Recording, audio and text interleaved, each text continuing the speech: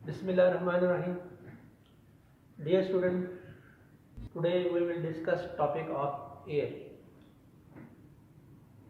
जैसा कि हम जानते हैं हवा हम सब के लिए ज़रूरी है, तमाम जानदारों के लिए ज़रूरी है।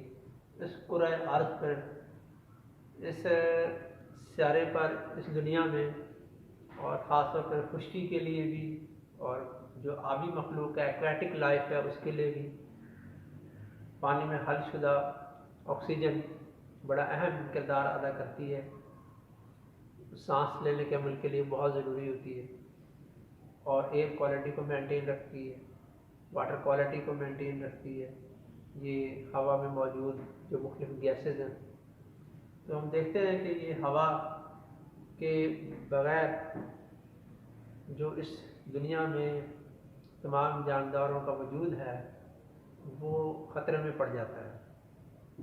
तो इसमें आज के लेक्चर में हम देखेंगे कि हवा में मौजूद जो गैसें हैं वो कौन कौन सी हैं और उनकी कंपोजिशन पॉइंट ऑफ व्यू से, तरकीब ख़ास के पॉइंट ऑफ व्यू से कि उसके जो अज्जा होने के नाते ये गैसें किस किस परसेंटेज में मौजूद हैं और उनका जो है ना इनफरादी तौर पर क्या किरदार है हवा की मजमूई तश्कील में, मजमूई तौर पर तरकीब में।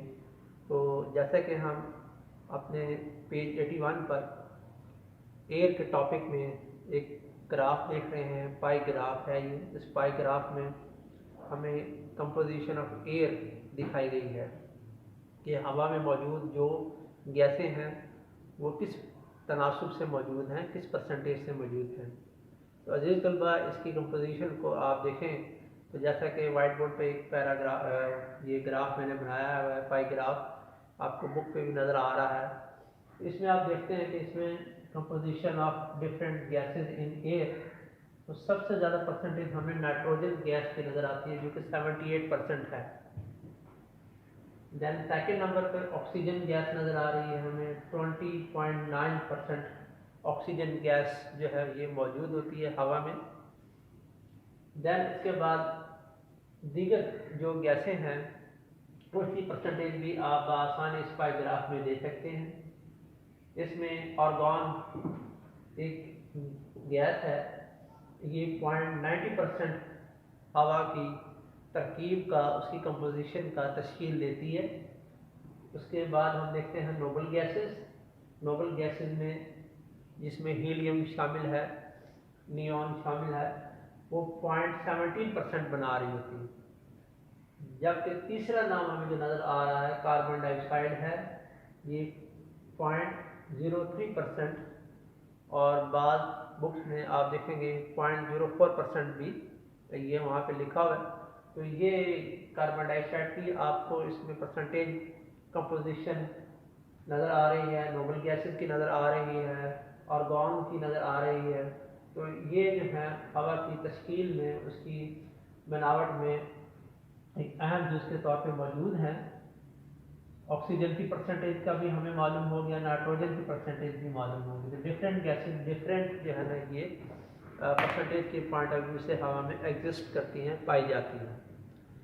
अब इन गैसेस में से कुछ गैसेस को हम यहाँ स्टडी करेंगे और इसके अलावा उन कंपोनेंट को भी देखेंगे जो यहाँ पर पाई ग्राफ में मेंशन नहीं है लेकिन हमारे टॉपिक में मौजूद हैं। फॉर एग्जांपल वाटर, पानी की मौजूदगी हवा में नमी की सूरत में होती है, मॉइस्चर जिसे हम कहते हैं या ह्यूमिडिटी कहते हैं, उसका पाई ग्राफ में मेंशन नहीं है लेकिन मौजूद है हवा में। और उसके बाद हवा में मौजूद है डस्ट पार्टिकल और हवा में मौजूद हैं बहुत से दीगर और सब्सटेंसेस जिसको पैराग्राफ में हम नहीं दे सकते।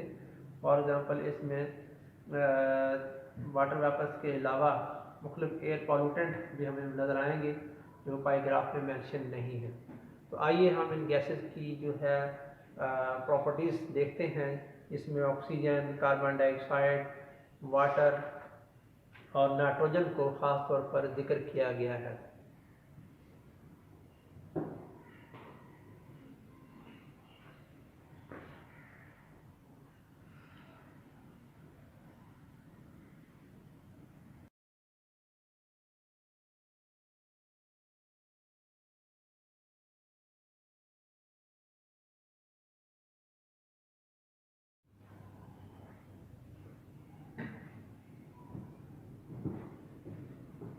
जी तलबा, कंपोजिशन ऑफ एयर के पॉइंट ऑफ व्यू से हम सबसे पहले नाइट्रोजन गैस को डिस्कस कर लेते हैं। नाइट्रोजन गैस जैसा कि आप आई ग्राफ पे आप देख रहे हैं कि तकरीबन 78% की हवा का बनाती है volume percentage point of view से। नाइट्रोजन जो है ये इनएक्टिव या नॉन रिएक्टिव गैस है और आम कंडीशन पे ये रिएक्शन नहीं करती, एक्सेप्ट जब लाइटनिंग और थंडरिंग होती है तब ये गैस जो होती है ऑक्सीजन के साथ रिएक्ट करती है, ऑक्साइड बनाती है। आप बड़ी क्लासेस में पढ़ेंगे। और वाटर वेपर के साथ जब रेनफॉल होती है उसके साथ इसके ऑक्साइड मिलकर एसिड बनाते हैं जो तेजाबी बारिश का बायस बनती है, एसिडिक रेन उसे हम कहते हैं। नाइट्रोजन जो होती है डियर स्टूडेंट, ये अगरचे नॉन रिएक्टिव गैस है लेकिन हवा का एक बहुत बड़ा कंपोजिशन है, बहुत बड़ा इसका पार्ट्स है। और जैसा कि आप अपनी एक साइड बॉक्स में देख रहे हैं, डू यू नो में कि प्लांट को नाइट्रोजन चाहिए होती है। किस लिए चाहिए होती है कि प्लांट की बॉडीज में, प्लांट के सेल में ये नाइट्रोजन के कंपाउंड खास में प्रोटीन बनाने में दरकार होती है। तो प्लांट इसको डायरेक्ट हवा से ले नहीं सकते, वो अमूमन जो है सॉइल से इसको अपटेक करते हैं, एब्जॉर्ब करते हैं। जब नाइट्रोजन भी होती है वो ऑक्साइड की फॉर्म में नाइट्रोजन डाइऑक्साइड जो है नाइट्राइट, नाइट्रेट में कन्वर्ट होकर सॉइल में मिक्स होती है। तो फिर प्लांट अपने रूट के ज़रिए इसको एब्जॉर्ब करते हैं अलॉन्ग विद वाटर और इस तरह जो है ये नाइट्रोजन प्लांट की बॉडी में चली जाती है। वहाँ ये जाकर प्लांट के बॉडी में फिर डिफरेंट बायोकेमिकल रिएक्शन में ये इस्तेमाल होती है, प्लांट की ज़रूरियात को पूरा करती है। देन स्टूडेंट हम देखते हैं हमारे पास जो है सेकंड कंपोनेंट ऑक्सीजन गैस है। ऑक्सीजन गैस जैसे कि हम सब जानते हैं सांस लेने के लिए बहुत अहम होती है तमाम जानदारों के लिए। और रफली 21% ये हवा की तरकीब का जो है ना हिस्सा बनाती है। कंपोजिशन ऑफ एयर में 21% ऑक्सीजन गैस मौजूद होती है। ऑक्सीजन गैस जो होती है वो जलने के अमल में यानी कंबशन में भी बहुत अहम किरदार अदा करती है। अगर हम इसको देखें तो ये जो है एक बहुत ही ज़्यादा रिएक्टिव गैस है, it is very reactive gas. और इसके बाद हम देखते हैं हमारे पास कार्बन डाइऑक्साइड गैस का जो है ना हेडिंग मौजूद है। इसमें कार्बन डाइऑक्साइड जैसे कि आपने पैराग्राफ पे देखा कि 0.03%। और जैसे कि मैंने कहा बाज़ जो कुतुब हैं उसमें इसकी परसेंटेज 0.04% भी वहाँ पर मेंशन है। कार्बन डाइऑक्साइड गैस जो है ये नॉन फ्लेमेबल गैस है, यानी कि ये आतिशगीर नहीं है, ये फायर को कैच नहीं करती बल्कि आग बुझाने के काम आती है। तो आग बुझाने वाले जो आलात होते हैं फायर एक्सटिंग्विशर, उसमें ये जो है ना इस्तेमाल होती है कार्बन डाइऑक्साइड गैस। प्लांट को कार्बन डाइऑक्साइड गैस चाहिए होती है फोटोसिंथेसिस के लिए। तो प्लांट जो होते हैं उसको हवा से एक्सट्रैक्ट करते हैं, उसको मेटा के जरिए ये प्लांट के पत्तों में चली जाती है और फोटोसिंथेसिस में काम आती है। ये स्टूडेंट उसके बाद हम देखते हैं कि ये कार्बन डाइऑक्साइड का जो प्लांट के जरिए इस्तेमाल है तो इसकी परसेंटेज को मेंटेन प्लांट कैसे करते हैं कि प्लांट और साथ साथ एनिमल जब वो रेस्पिरेशन के नतीजे के तौर पे एक्सेल आउट करते हैं तो उसमें कार्बन डाइऑक्साइड जो है वो एक कंपोनेंट के तौर पर मौजूद होती है और वो हवा में दोबारा शामिल हो जाती है। इस तरह कार्बन डाइऑक्साइड की जो परसेंटेज वॉल्यूम है वो हवा में तकरीबन उसी तरह मेंटेन रहता है। दैन उसके बाद हम देखते हैं वाटर। जैसा कि पहले मैंने आपको बताया हवा में पानी की मौजूदगी पानी के बुखारात की सूरत में होती है, वाटर वेपर्स की फॉर्म में एग्जिस्ट वाटर करता है, जिसको हम कहते हैं कि मॉइस्चर या ह्यूमिडिटी नमी। और बारिश बरसने के बाद या वो इलाके जहाँ पर वाटर बॉडीज़ फ्लो कर रही हैं, वाटर बॉडीज़ पाई जाती हैं, जैसे कि रिवर है, लेक है, किनाल है, या साहिली इलाके जो हैं कोस्टल एरियाज, वहाँ पर हम वक्त पानी के बुखारात बनने का अमल जारी रहता है, इवेपोरेशन जारी रहती है। तो उस सूरत में जो है ना मुसलसल हवा के अंदर वाटर वेपर्स का इजाफा हो रहा होता है और वहाँ पर हम देखते हैं कि हमें नमी ज़्यादा महसूस होती है। इसके अलावा स्टूडेंट अगर हम प्लांटेशन के करीब जाएं, फॉरेस्ट के करीब जाएं या दरख्तों का झुंड हो वहाँ जाएं तो हमें वहाँ भी ठंडक का एहसास होता है। तो उसकी बुनियादी वजह ये है कि उन प्लांट से जो वाटर ट्रांसपायरेशन के नतीजे के तौर पर इवापोरेट होता है तो वो वही हवा में जो है ना वो इकट्ठा हो रहा होता है, वहाँ पे वाटर वेपर्स की फॉर्म में ह्यूमिडिटी बनाता है। इसके अलावा डियर स्टूडेंट हवा में हम देखते हैं कि डस्ट पार्टिकल मौजूद हैं, स्मोक मौजूद है और मुख्तलिफ गैसेस के जो कि ख़ासतौर पर इंडस्ट्रीज से, ऑटोमोबाइल की कंबशन से जो है ना वो गैसेस निकलती रहती हैं, वो केमिकल भी मौजूद होते हैं। तो ये तो हमने सिर्फ हवा की कंपोजिशन को देखा एक महदूद टॉपिक के हवाले से। जब आप बड़ी क्लास में इस टॉपिक को पढ़ेंगे तो आप एयर पॉल्यूशन के बारे में पढ़ेंगे और देखेंगे कि कौन कौन सी जो है ना गैसेज एयर पॉल्यूटेंट के तौर पे इसमें मौजूद होती हैं। तो ये तो हवा के बारे में आज का टॉपिक जो हमने डिस्कस किया। हमारा अगला टॉपिक जो है वो ये है कि uses of mixture in daily life. तो इसके लिए आप तैयार रहें। इंशाल्लाह हम अपने नेक्स्ट लेक्चर में जो मिक्सचर के डेली लाइफ रोज़मर्रा ज़िंदगी में इस्तेमालात हैं मुख्तलिफ मिक्सचर के, जिसको हम आमेज़ा कहते हैं, इनका जो है ना हम डिस्कस करेंगे कि क्या क्या जो है ना इस टेक्स्ट बुक में हमें डेली लाइफ में यूजेस बताए गए हैं मिक्सचर के बारे में। मुझे दीजिए इजाज़त, अपना ख्याल रखिएगा। अल्लाह हाफ़िज़।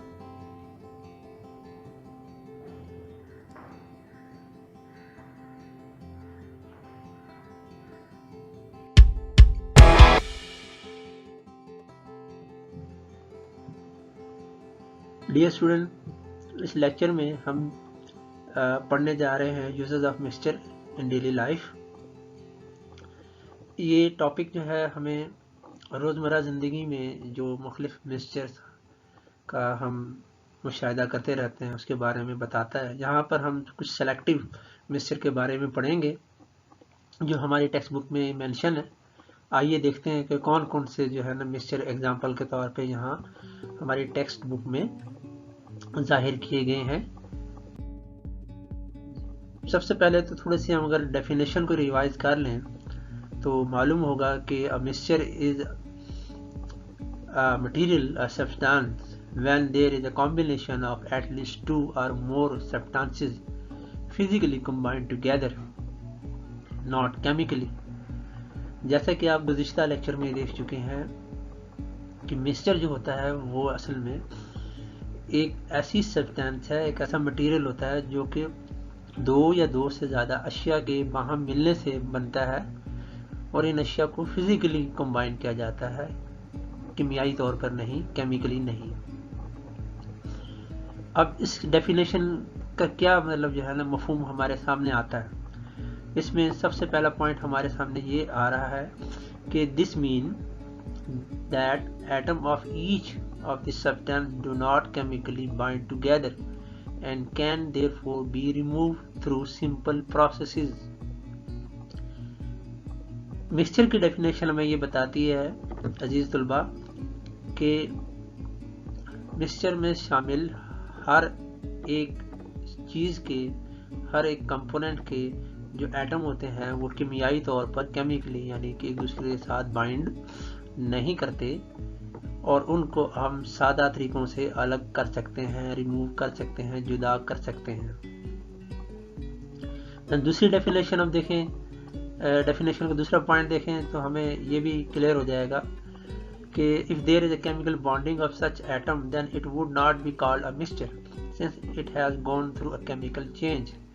अगर कीमियाई बॉन्डिंग होती, केमिकल बॉन्डिंग होती एटम के दरमियान सब्सटेंसेस के जो मिक्सचर में मौजूद हैं तो फिर इसको हम मिक्सचर ना कहते या ना कह सकते थे, क्योंकि ये केमिकल चेंज में जा चुका है जो मटेरियल है। तो ऐसा नहीं होता, मिक्सचर में बेसिकली फिजिकल कॉम्बिनेशन होता है, केमिकल बॉन्डिंग नहीं होती। तो ये हमारी गुज़िश्ता एक जो डेफिनेशन थी उसके बारे में हमने इसको दोबारा से रिफ्रेश किया, रिकॉल किया। अब हम रोज़मर्रा ज़िंदगी में जो मिक्सचर देखते हैं उसमें से चंद एक यहाँ पर हम मिसाल के तौर पर देख रहे हैं। आइए देखते हैं नेक्स्ट स्लाइड में टाइप्स ऑफ मिक्सचर। मिक्सचर की जो मुख्तलिफ टाइप हम पढ़ने जाएंगे, लेकिन इसमें कुछ थोड़ा सा मज़ीद देख लें कि मिक्सचर की जो वजूद है, मिक्सचर की जो मौजूदगी है वो किन हालतों में होती है। There are many form or sorts of mixture, there are many form or sorts of mixture, but what is common between all these forms of mixture is that all substances that are used to form mixture have the same physical properties। Mixture की बहुत सी इकसाम है, लेकिन इन तमाम इकसाम में जो चीज़ मुश्तरक है, जो चीज़ common है, वो ये है कि ये जितनी भी सब्सटेंसेस मिक्सचर में शामिल हैं उनकी फिजिकल प्रॉपर्टीज सेम होती है, वो अपनी फिजिकल प्रॉपर्टीज को बरकरार रखते हैं, रिटेन रखते हैं। There are 3 main types of mixture including colloids, suspension and finally solid. मिक्सचर मुख्तलिफ शक्लों के हो सकते हैं। कोलॉइड्स हो सकते हैं जिसमें आपको जो है ना हेट्रोजेनस फॉर्म में कुछ ज़रात नज़र आ सकते हैं उनके। एक मिक्सचर वो होते हैं जिसमें सॉल्यूट और सॉल्वेंट सही तौर पे हल नहीं हुए होते, उसमें भी जब उनको सेटल डाउन किया जाए, थोड़ी देर रहने दिया जाए, तो उसके ज़रात जो होते हैं सॉल्यूट के वो सॉल्वेंट में मुअल्लक नज़र आते हैं, सस्पेंड फॉर्म में नज़र आते हैं। जैसा कि बहुत सारे सिरप शामिल हैं वो सस्पेंशन फॉर्म में होते हैं, और कुछ मिक्सचर ऐसे भी हैं जो सॉलिड फॉर्म में एग्जिस्ट करते हैं।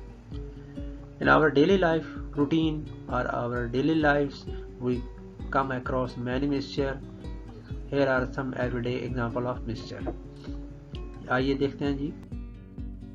हमारी बुक में मेंशन है शुगर वाटर या शुगर सोल्यूशन। ये चीनी का महलूल जो हम तैयार करते हैं रोज़मर्रा ज़िंदगी में शरबत बनाने के लिए या चाय बनाने के लिए, पहले हम पानी में जो है ना चीनी डालते हैं। तो उसको देखेंगे कि जब हमें इस फोटोग्राफ में 2 बीकर नज़र आ रहे हैं। पहले बीकर में आप देखें कि वाटर सॉल्वेंट है और उसकी बीकर के बॉटम पे शुगर क्रिस्टल सॉल्यूट फॉर्म में नज़र आ रहे हैं। ये 2 एरो भी इंडिकेट कर रहे हैं। तो इसमें आप ये देखिए कि अभी चीनी जो है पानी में हल नहीं हुई, तो इसको भी हम मिक्सचर कह सकते हैं। फर्स्ट बीकर में जो आपको वाटर और शुगर नज़र आ रही है। अब सेकंड बीकर में देखें तो यहाँ पर शुगर सॉल्यूशन ये आपको नज़र आ रहा है, और यहाँ पर शुगर के जो क्रिस्टल हैं, चीनी के जो दाने हैं वो गायब हो गए हैं, नज़र आ रहे हैं कि यहाँ पर वो उनका वजूद नज़र नहीं आ रहा बज़ाहिर। तो ये क्या हुआ कि सॉल्यूट सॉल्वेंट में मुकम्मल तौर पे हल हो चुका है, अब ये शुगर सॉल्यूशन बन गया है। तो ये वजह है कि हम अपनी डेली लाइफ में इस तरह के जो है ना इसको एग्जांपल के तौर पे देखते हैं, that is called sugar water. अगर उसको हमने हल नहीं किया, अब हल करने के कई तरीके होते हैं। बाज़ औक़ात ये है कि हम इसको शेक कर सकते हैं, बाज़ औक़ात हम एक चम्मच की मदद से इसको हिला सकते हैं यानी स्टीयरिंग कर सकते हैं, और बाज़ औक़ात हम इसको हीट दे के बॉइलिंग कंडीशन पे ले जाकर भी शुगर को हल कर सकते हैं। तो इस तरह ये शुगर सॉल्यूशन हमें तैयार मिल जाएगा। आइए नेक्स्ट, सलाद। सलाद एक एग्जांपल के तौर पे हमारी डेली लाइफ में है जो हम देखते हैं। सलाद में हम मुख्तलिफ अज्जा शामिल करते हैं, जिसमें टमाटर शामिल हैं, खीरा है, लेट्यूस है और अदर इंग्रेडिएंट्स हो सकते हैं। अपनी हम जो है ना पसंद के मुताबिक या हमारे पास जो दस्तयाब हैं, अवेलेबल हैं, उन अशिया से हम एक सलाद बना सकते हैं, जो कि हमारे खानों का एक समझ लीजिए कि तकरीबन अहम हिस्सा होता है, और हमारी जो डाइट का कंपोनेंट होने के नाते नाते ये हमारी हेल्थ के लिए भी बहुत ज़रूरी है। एक फाइबर के तौर पे ये काम करता है हमारे डाइजेस्टिव सिस्टम में। लेमोनेड, नींबू पानी, ये भी एक एग्जांपल है एवरीडे लाइफ में हम देखते हैं, जैसा कि आप इस फोटोग्राफ में भी देख रहे हैं। A lemonade is a mixture of sugar, lemon and water। Salt water 6 number पे हम देखते हैं। सॉल्ट वाटर जो है ये उसी तरीके से मतलब जो है ना तैयार किया जाता है जैसे शुगर वाटर था, कि 1 चम्मच नमक की हम देख रहे हैं, ये टेबल स्पून तो इसको हमने भरा हुआ है नमक से, टेबल साल्ट से, सोडियम क्लोराइड से, और इसको पानी में, एक गिलास पानी में हल कर रहे हैं। तो ये जब जैसे ही हम इसको पानी में डालेंगे, साल्ट सॉल्यूट होगा, वाटर सॉल्वेंट है, तो ये अभी इब्तदाई स्टेज पे हम साल्ट को देख सकते हैं, साल्ट के पार्टिकल हमें नज़र आएंगे। लेकिन जैसे ही हम इसको हिलाना शुरू कर देंगे, नमक पानी में हल होना शुरू हो जाएगा और फिर ये साल्ट सॉल्यूशन बन जाएगा, ना कि salt water. The water can be attained by condensation, whereas salt will be left over once water has been boiled. अब इसमें जब हम ये सॉल्ट वाटर बना लेते हैं बच्चों, तो इसमें हम ये क्या चाहें तो इसके अज्जा को हम अलग कर सकते हैं इवापोरेशन से, बुखारात के अमल से, कि जब सॉल्ट वाटर को आप गर्म करते हैं तो पानी जो है बुखारात बन के उड़ जाता है और इस बर्तन के बॉटम पे या उसकी वॉल्स पे आपको साल्ट डिपॉजिट फॉर्म में मिलता है। कंक्रीट की एग्जांपल भी हमारे सामने, कंक्रीट के बना हुआ रोड हम रोज़मर्रा ज़िंदगी में देखते हैं, जहाँ पर हम देखते हैं कि ज़िंदगी रवां दवां है। तो इसमें ऑटोमोबाइल्स चल रही हैं, गाड़ियाँ आ जा रही हैं। ये कंक्रीट का बना हुआ रोड जो है ये भी एक मिक्सचर होता है, लेकिन ये वो मिक्सचर है जिसको हम ज़्यादा यूँ कह लें कि मिसअंडरस्टूड मिक्सचर है, इसके अज्जा के तौर पे देखा जाए। कंक्रीट रोड जब तैयार किया जाता है तो पहले से मौजूद अगर कोई रोड जो कि नाकारा हो चुका है, टूट फूट का शिकार है, उसको भी तोड़ के उसके अज्जा में मिलाए जा सकते हैं और नए सिरे से भी इसको जो है ना हम इसका मटेरियल तैयार कर सकते हैं कंक्रीट रोड बिछाने के लिए। इस कंक्रीट रोड में जो अज्जा शामिल होते हैं उसमें से चंद एक यहाँ पे मेंशन है। कैल्शियम ऑक्साइड है, वाटर है, सैंड है और कुछ जनाब ग्रेवल रॉक्स होती हैं, ये बजरी जिसे हम कहते हैं उसकी चट्टानें होती है या बजरी होती है, उसको भी तैयार करके यहाँ पर हम इसमें डाल सकते हैं। कंक्रीट बेसिकली मिक्सचर है, क्योंकि इसका रॉ मटेरियल जो होता है वो हम हार्ड कंक्रीट जो होता है उसके तोड़ फोड़ से भी हासिल कर सकते हैं, हैमरिंग करके इसको, और जनाब जो है ना जो मटेरियल बच जाता है, लेफ्ट ओवर हो जाता है, उसकी फिर ग्राइंडिंग करके एक पाउडर फॉर्म में ला के भी इसको जो है ना मज़ीद दोबारा रीयूज कर सकते हैं। ये बहुत ही आसान एग्जांपल हमारे सामने मज़ीद है, मिल्क, दूध। मिल्क जो होता है ये वाटर और प्रोटीन, फैट्स इसका मिक्सचर होता है, इसमें मेन अज्जा यही होते हैं। सबसे ज़्यादा कंपोनेंट वाटर है, प्रोटीन और फैट्स इसमें हलशुदा मिलती हैं। फिर हम देख रहे हैं सलाद इस फॉर्म में मिलेगी कि इसके अंदर आप मिल्क या क्रीम लें और उसमें जनाब सीरियल जो होती हैं अजनास उसको डालें, तो हमारे पास ये एक तरह के मिक्सचर तैयार हो जाएगा। इसको हम जो है ना रशियन सैलेड भी कहते हैं या कोई और भी इसको नाम दिया जा सकता है, लेकिन इसमें कंपोनेंट जो है वो मिल्क है मेन, एक सॉल्वेंट के तौर पे नहीं, लेकिन एक कंपोनेंट के तौर पे, और या क्रीम ली जा सकती है। तो डियर स्टूडेंट कुछ मिक्सचर की एग्जांपल, तो मज़ीद एग्जांपल हम देख लेते हैं। ये कुछ एग्जांपल हमारे पास ब्रास आ गया। ब्रास जो होता है ये कॉपर और जिंक मेटल जो होता है इसका मिक्सचर होता है, और इससे जो है ना मुख्तलिफ आइटम जो होते हैं, डेकोरेटिव आइटम जो होते हैं, ज़ेबाइशी अशिया जो हैं वो तैयार की जाती हैं। मिसाल के तौर पे मोमबत्ती रखने के जो बर्तन होते हैं जिसे हम कहते हैं कैंडल होल्डर, तो वो जो है ना इससे तैयार यहाँ पे दिखाया गया है। ब्रास से और भी जो है ना अशिया तैयार की जाती हैं, उसको आप जो है ना अपने ब्रेन स्टॉर्मिंग से इंटरनेट पे मुख्तलिफ बुक्स में या डेली लाइफ में सर्च आउट कर सकते हैं। स्टेनलेस स्टील जो है ये आयरन और कार्बन इसका मिक्सचर होता है, और स्टेनलेस स्टील भी मुख्तलिफ अशिया की तैयारी में इस्तेमाल होता है, जिसमें से sink, kitchen utensil, medical instrument वगैरह शामिल हैं।